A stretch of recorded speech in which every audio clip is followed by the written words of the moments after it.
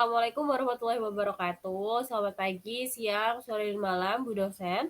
Jadi kami di sini dari kelompok 1 ingin mempresentasikan tugas ISBK kami. Namun sebelum itu, izinkan kami memperkenalkan diri kami dulu, dimulai dari saya. Saya Regina Nahyani dengan akhiran NIM 037. Saya Naya Renata dengan akhiran NIM 035. Saya Aisyah Aurelia dengan akhiran NIM 030. Saya Gisela Kanya Putra Giswarjo dengan akhiran NIM 028.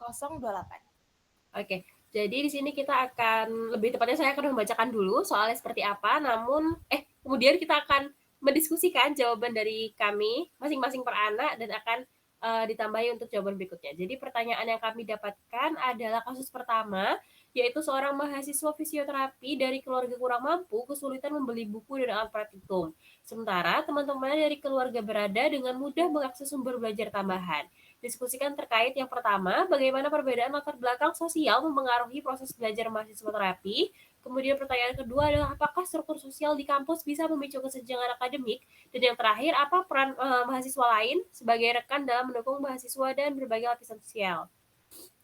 Mungkin teman-teman ada yang mau menjawab dari nomor 1 terlebih dahulu, yaitu pertanyaannya bagaimana perbedaan latar belakang sosial mempengaruhi proses belajar mahasiswa fisioterapi. Aku mau jawab dulu boleh? Ya boleh. Boleh. Kalau dari aku kan nggak semua orang kan keluarganya kan mampu.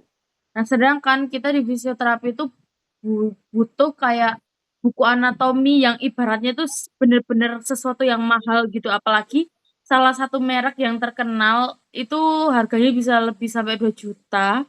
Dan itu nggak semua orang bisa beli. Jadi menurutku latar belakang sosial ini mempengaruhi proses belajar karena kita misalnya kita yang mampu tuh bisa aja membeli, tapi untuk teman kita yang misalnya kurang mampu itu kesusahan dalam mengakses si buku itu. Jadi disitulah letak perbedaannya. Oke, thank you Naya. Selanjutnya, ada yang mau menyuarakankah?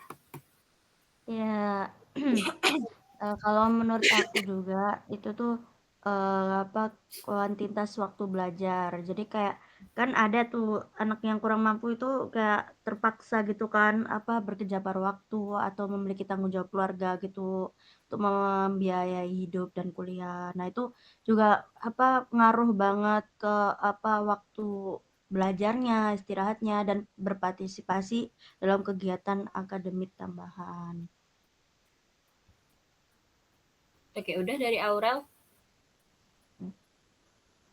Mungkin Gisel dulu, baru terakhir aku. Kalau menurut saya untuk pengaruh dari proses belajar ini tuh sangat berpengaruh karena kan sebagai mahasiswa selain dari pembelajaran buku kita kan juga perlu kayak ada webinar atau pelatihan gitu-gitu.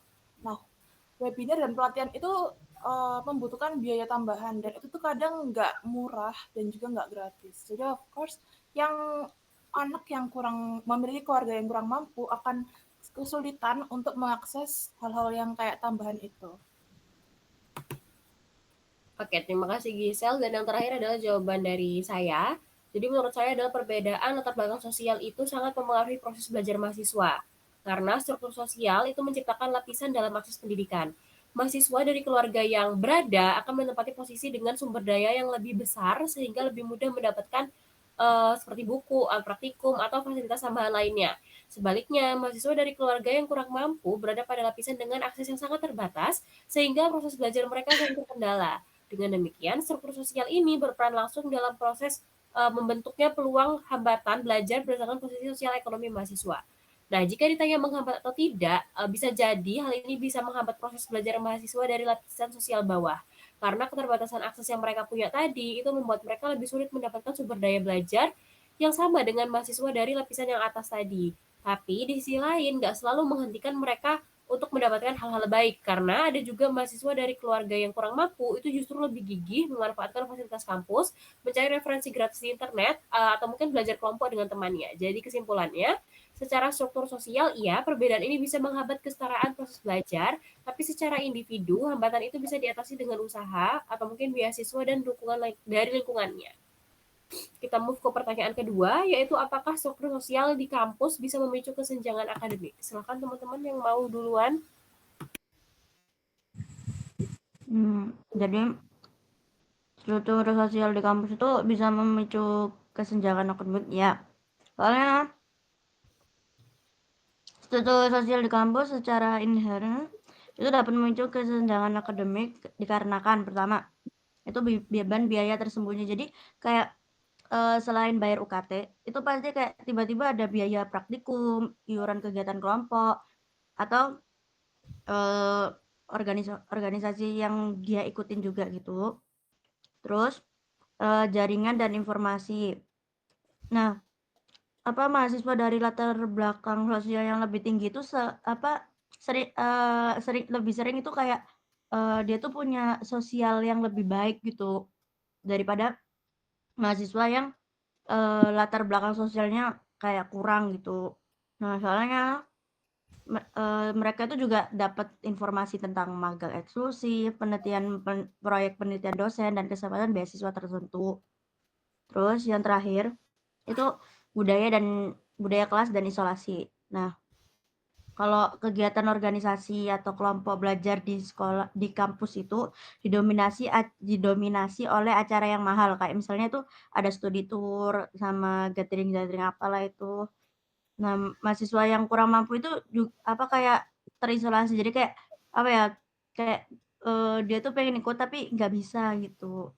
Nah, tapi ada juga kayak yang akademik, kayak mereka itu juga kehilangan kesempatan networking dan belajar informal yang berharga, yang penting buat dia gitu, kekurangannya. Itu dari saya. Oke, next siapa yang mau bersuara? Saya ingin menambahkan. Ya, boleh. Silakan Gisela. Oke. Kalau saya itu dari bagian organisasi. Kan kalau misal ekonomi dia mungkin cukup rendah, itu kalau mau ikut ke suatu lingkup baru, dia akan berpikir kayak, "Ah, kayaknya ini bakalan ngeluarin uang lagi deh untuk bersosialisasi." Entah itu kas bulanan atau saat pulang dari organisasi itu atau waktu rapat, itu biasanya akan ada kayak, kita ke sini yuk, rapatnya ke sini yuk. Nah, itu tuh pasti akan mengeluarkan uang lagi dan itu mungkin nggak murah karena kan untuk makanan di zaman sekarang udah lumayan mahal kan. Terus itu pasti akan menambahkan pengeluaran yang lebih tambahan. Jadi pasti si anak tersebut yang mengalami kekurangan dalam ekonomi itu akan merasa kesenjangan akademiknya. Sedangkan di organisasi tersebut itu pasti ada kelebihan-kelebihan yang seperti dijelaskan oleh teman kita Aisyah Aurel tadi. Jadi menurut saya struktur sosial kampus itu memicu sekali untuk kesenjangan akademik. Oke, silakan. Saya mau menyuarakan suara. Jadi kalau menurut aku itu tergantung dari si mahasiswa atau mahasiswinya sendiri. Karena kan kalau misalnya kita masuk bisa aja di lingkungan sosial itu udah welcome sama dia kan. Tapi kadang dia tuh minder sendiri kayak, waduh kayaknya aku nggak cocok sama mereka. Soalnya mereka misalnya hidupnya berkecukupan atau kayak gimana. Akhirnya mereka kan kayak dia misalnya mau join acara sesuatu, diajak nih udah diajak join, tapi dia malah nggak mau, dia malah minder sendiri dan malah menjauhkan diri dan itu akhirnya malah berakibat buruk ke kesenjangan akademik. Jadi misalnya teman-temannya udah dapat teori yang atau apa ya namanya praktek yang ini, tapi dia malah gak mau ikut acara itu karena minder, akhirnya kan ada kesenjangan akademik yang lumayan gitu loh. Kalau dari segi praktek ataupun teori, kalau menurut aku sih gitu. Jadi Oke. tergantung orangnya. Menyikapi jawaban dari Naya Renata tadi, berarti kesimpulannya tuh struktur sosial kampus, misalnya perbedaan status ekonomi, jaringan sosial dan budaya akademik, itu tentu bisa memicu kesenjangan akademik jika tidak dikelola dengan baik. Mahasiswa dari kelompok sosial ekonomi yang tinggi cenderung lebih mudah beradaptasi dengan tuntutan akademik dan memiliki jaringan yang mendukung, misalnya bagaimana cara dia komunikasi sama senior, dosen, atau mungkin komunitas tertentu. Sementara mahasiswa dari kelompok ekonomi yang rendah bisa merasa terpinggirkan, terkucilkan, atau mungkin kurang percaya diri, sehingga partisipasi mereka dalam diskusi, organisasi, atau mungkin kegiatan akademik itu bisa menurun. Tanpa kebijakan kampus yang inklusif seperti beasiswa, pinjaman alat, atau monitoring akademik, nah kesenjangan ini bisa jadi semakin parah dan semakin melebar gitu ya teman-teman. Kita next ke pertanyaan ketiga. Silakan siapa yang mau menjawab duluan. Saya boleh duluan? Boleh, silakan dijawab. Oke, menurut saya peran mahasiswa itu sebagai rekan atau teman itu kunci dari membangun lingkungan belajar yang suportif dan adil. Karena kita tuh kan bersama teman-teman yang lain harus solid gitu. Ini dapat diwujudkan dengan tindakan yang seperti sumber daya belajarnya tuh dibagi, lalu membentuk kelompok kayak study group itu ya sekarang lagi zamannya. Terus menjaga sensitivitas sosial, mungkin tidak terlalu menggembor-gemborkan kekayaan pribadi. Lalu juga kita bisa berperan aktif dalam membagikan jembatan informasi dengan menyebarkan info peluang beasiswa yang kita tahu kepada teman-teman yang dirasa kurang berkecukupan untuk memastikan nggak ada teman-teman itu yang tertinggal karena hambatan ekonomi. Sekian. Aku mau ngasih pendapat. Kan pertanyaannya peran mahasiswa lain sebagai rekan ya. Kalau menurut aku kita bisa aja mengajak teman-teman kita yang lain, misalnya kayak kita mungkin patungan beli buku ataupun kayak donasi alat praktikum gitu tuh, kita bisa membantu teman kita yang kurang ini biar dia juga bisa merasakan hal itulah istilahnya. Jadi benar-benar mengajak teman-teman yang lain, misalnya ya galang dana atau gimana pun buat mendukung. Itu kalau dari aku sih. Dan teman-teman yang lain?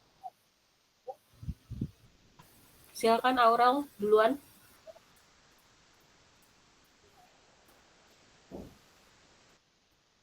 Oh, dari aku itu ya sebenarnya nggak beda jauh.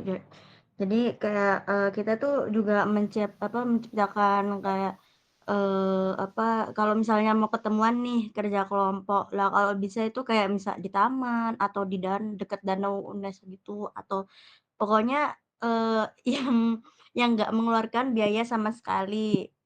Atau bisa yang kayak yang lebih murah gitu, ya untuk menyetarakan dengan teman kita yang kekurangan itu. Terus juga kita sebagai teman juga harus bersikap empatik dan menghilangkan stigma. Kayak intinya kayak kita itu jangan kayak terlalu mandang dia tuh, nah ini nggak ada duit, nggak usah, nggak mau temenan, gini gini, nggak usah. Ya kayak kita harus tetap bekerja sama, dan kalau kita juga harus memotivasi dia kalau misalnya eee, apa, kita sebagai teman itu nggak terlalu mandang gitu-gituan. Soalnya dukungan emosional tuh juga butuh banget. Terus kayak mengadvokasi kepada dosen atau organisasi kemahasiswaan agar biaya kegiatan dikurangi. Kayak kita tuh nyari solusi subsidi bagi teman yang kesulitan itu. Kayak itu dari saya. Oke. Memvalidasi jawaban dari Gisela, Naya, sama Aisyah Aurel. Jadi peran mahasiswa kita sebagai peran mahasiswa lain itu adalah menciptakan lingkungan belajar yang saling mendukung dan inklusif. Mahasiswa dapat membantu teman dari latar belakang ekonomi yang kurang mampu dengan cara mungkin berbagi catatan, meminjamkan alat praktikum, atau mungkin belajar bersama agar pemahaman materi itu semakin merata. Selain itu, sikap empati, saling menghargai, dan kerjasama dapat menumbuhkan rasa kebersamaan sehingga tidak ada mahasiswa yang merasa tertinggal, terpojokkan, atau terpinggirkan. Nah, menurut teman-teman, dari kasus-kasus ini tadi, kira-kira bisa dikaitkan sama XGS berapa? Kalau yang dari aku tadi, kan aku bilang kita bisa membantu teman-teman kita dengan melakukan galang dana ataupun donasi alat praktikum. Kalau menurut aku itu berkaitan dengan SGDS nomor 17, yaitu kemitraan untuk mencapai tujuan. Kan yang pasti itu kita nggak mungkin melakukan hal itu sendiri kan. Kita butuh bantuan dari teman-teman kita dan itu jalan dengan SGDS yang itu. Kalau dari aku sih gitu sih. Kalau dari aku, itu ada hubungannya sama SDGs 10, yaitu mengurangi ketidaksetaraan. Jadi, dengan kita mengurangi stigma dan pokoknya menghilangkan stigma terhadap mahasiswa yang kekurangan ini, jadi kita eh, apa apa juga kita tuh nggak menghambat mereka untuk mencari ilmu juga karena kekurangan finansial. Kita juga tetap dukung anak yang kekurangan ini. Kita juga kayak kalau kita juga bisa mendukung partisipasi. Jadi kayak kalau misalnya ada kegiatan penting gitu yang memerlukan iuran, lah kalau bisa kita tuh nyari solusi kayak misalnya patungan sukarela secara rahasia atau mensponsori kecil dari unit kegiatan mahasiswa untuk menutupi biaya teman yang kesulitan itu. Next, Gisel. Kalau dari saya, dari semua opini yang sudah saya sampaikan, mungkin berkaitan dengan SDGs poin ke-1, yaitu no poverty, karena menunjukkan bahwa kemiskinan dapat berdampak pada akses pendidikan dan pengembangan diri. Sudah, sekian. Oke, terakhir saya tutup dari semua jawaban dan kesimpulan yang sudah saya rangkum. Jadi saya memilih untuk ke SDGs 4, yaitu di mana bertujuan untuk menjamin pendidikan yang inklusif dan berkualitas serta mendorong kesempatan belajar sepanjang hayat bagi semua orang. Artinya setiap individu itu tetap tanpa memandang latar belakang sosial, ekonomi atau gender harus memiliki kesempatan yang sama untuk mendapatkan pendidikan yang layak dan bermutu. Dalam konteks yang tadi sudah kita bahas sebagai mahasiswa fisioterapi tadi, SDGs 4 ini menekankan pentingnya akses setara terhadap sumber belajar, fasilitas praktikum, dan dukungan akademik. Kampus dan mahasiswa perlu menciptakan lingkungan yang adil, di mana keterbatasan ekonomi tidak menjadi penghalang bagi proses belajar dan perkembangan profesional. Maka dari itu, kesimpulan yang bisa saya dapatkan dari jawaban dan diskusi teman-teman tadi, perbedaan latar belakang sosial dapat mempengaruhi proses belajar mahasiswa fisioterapi karena berpengaruh pada akses terhadap sumber belajar dan fasilitas pendidikan. Struktur sosial di kampus juga berpotensi menimbulkan kesenjangan akademik jika tidak dikelola dengan adil. Oleh karena itu, diperlukan sikap yang saling mendukung antara mahasiswa serta kebijakan kampus yang inklusif agar semua memiliki kesempatan yang sama untuk berkembang. Hal ini tentu sejalan dengan SDGs 17, 10, 1, dan 4 yang menekankan pemerataan akses pendidikan bagi semua orang tanpa diskriminasi sosial maupun ekonomi di dalamnya. Baik Ibu, mungkin itu saja hal-hal yang bisa kami diskusikan untuk jawaban-jawaban dari soal yang telah diberikan kepada kami. Kami memohon maaf apabila ada perkataan maupun tutur kata dan tingkah laku yang kurang berkenan selama kami menjalani Zoom meeting ini. Kami ucapkan terima kasih. Wassalamualaikum warahmatullahi wabarakatuh. Terima kasih banyak Ibu. Waalaikumsalam. Terima kasih.